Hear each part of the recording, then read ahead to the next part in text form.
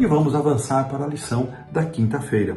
E aqui, mais uma vez, eu menciono então o capítulo 8, ele começa com a segunda multiplicação dos pães, que o autor não comenta, e ela segue mais ou menos um padrão da outra, apenas o número de pães é diferente, né? 7 pãezinhos aqui, 7 cestos, alguns peixinhos, e o autor passa batido, a gente então vai também avançar, fica só o registro do comentário bíblico adventista de que o comentário entende que esta segunda multiplicação também tenha sido realizada em território gentil. E finalmente chegamos então à parte final do nosso estudo, que vai do verso 11 até o verso 21, quando os fariseus se colocam diante dele e pedem um sinal.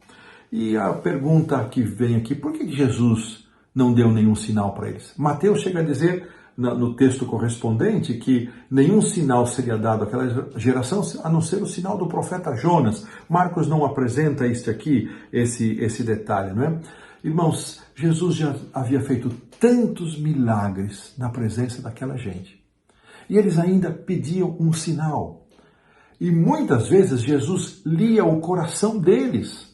Jesus dizia o que é que eles estavam pensando, e esse talvez seja o maior sinal que Jesus deu para eles, assim como foi o maior sinal que Jesus deu para os seus irmãos lá em Nazaré, que também queriam que ele fizesse em Nazaré os milagres de Cafarnaum.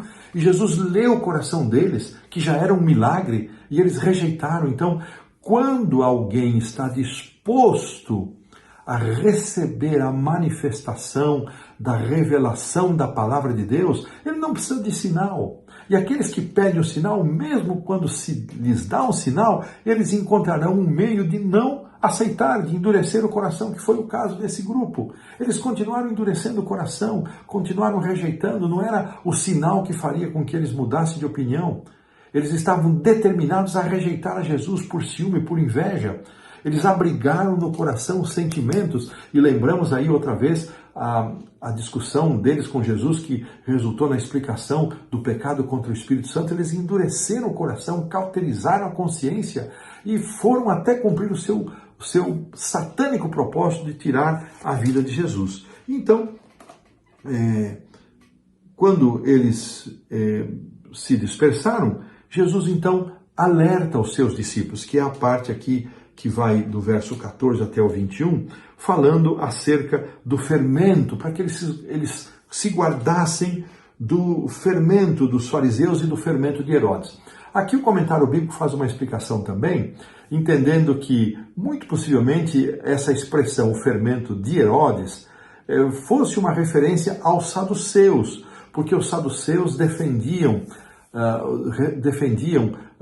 Herodes e eram defensores dele, da sua política, e é possível que fosse esse o sentido. Mas o fato é que os discípulos não entenderam o que Jesus estava dizendo, eles não compreenderam. E Jesus, então, percebendo que eles não estavam entendendo, ele faz 8 perguntas, que estão registradas aqui desde o verso 17 até o verso 21. 8 perguntas. Eles acharam que Jesus estava se referindo, quando ele faz essa advertência sobre o fermento dos fariseus e de Herodes, que Jesus estava se referindo ao pão físico, que eles não haviam feito a provisão. Mas não era esse o sentido. As palavras que Jesus está dizendo vão lembrar a explicação que ele deu da razão pela qual ele falava em parábolas, no capítulo 4, versos 10 a 12. Que as pessoas que rejeitassem os seus ensinamentos, endurecessem o seu coração, cada vez mais se tornariam endurecidas. Então essa explicação de Jesus, ele está se referindo a essa postura de endurecimento do coração com respeito à palavra de Deus, às verdades, e a valorização das tradições em lugar das Escrituras Sagradas, lugar da palavra de Deus. É isso que Jesus estava tentando transmitir para os discípulos. Essas perguntas, diz aqui a lição lá no último parágrafo, tinham o objetivo de ilustrar que eles já deveriam ter entendido, eles já deveriam, a essa altura, os discípulos, ter sensibilidade espiritual suficiente para aceitar que Jesus não poderia estar falando de pão material, porque 2 vezes Jesus já havia multiplicado os pães, então não era acerca disso que Jesus estava falando.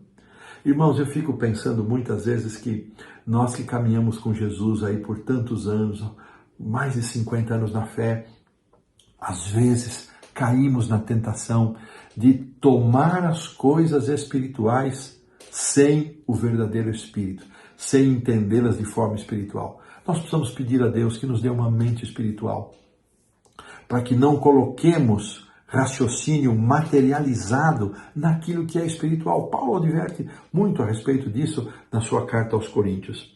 Então, a lição faz aqui uma pergunta para terminar a quinta-feira, eu quero utilizá-la. Como manter o coração e a mente abertos à realidade do amor de Deus? Como manter esse coração e essa mente abertos? Pense nas evidências da atuação de Deus na nossa vida. Às vezes, porém, porque nos parece mais fácil duvidar.